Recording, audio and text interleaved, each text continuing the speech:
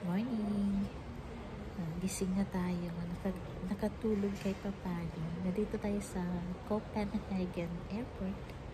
Nag-aantay tayo ng ating final flight for the final destination. Dito kami nag-overnight sa airport. Kain tayo. At magkape rin tayo. Pampatanggal ng pagod at antok. Ang haba kasi ng biyahe namin. Grabe. Kailan kami umalis ng Pilipinas? Wednesday ng hapon. Ngayon, Friday na. Halos 2 days din ang biyahe. Nga sabi ko, yung baon or pamasahe na naiipon, pwedeng ipunin. Pero ang hirap pag umuwi kasi or umalis ng bansa is yung biyahe dahil okay lang kung mga local tour. Pero pag sabihin uuwi ng Pilipinas, tagal ng biyahe. Hindi rin basta-basta ang oras. Kaya, tiis yun. Akala nyo yun, madali lang mag-uwi. Hindi ganun kadali. Dahil sa biyahe pa lang, tad-tad na yung katawan namin.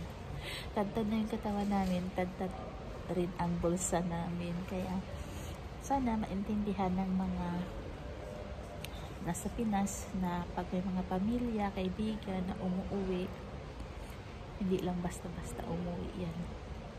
Umuwi pero sobrang pagod yan. At yung iba, sa totoo lang, malaki pa yung pamasahe kaysa baon. Pero dahil sa gusto lang makauwi at makasama ang pamilya, tinitiis din ang pagod sa pagbiyahe. Sobra.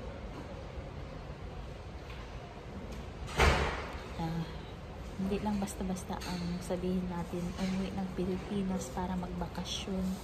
Kailangan talaga ng effort, kailangan ng pera, kailangan ng pasensya.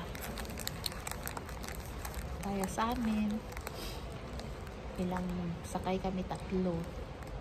Yung bawat sakay na yan, sa 3 sakay na yan, may time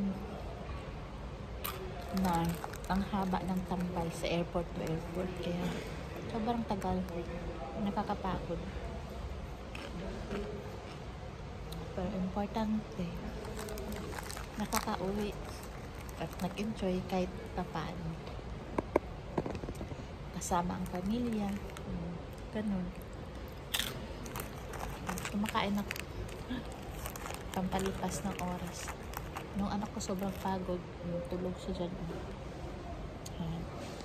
Katulog dahil sa sobrang pagod. Okay lang yan. Importante naka-alis, nakapangibang bansa rin, at nakauwi din sa Pilipinas.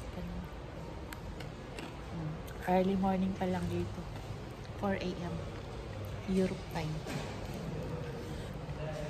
So hanggang sa muli, ingat ang lahat and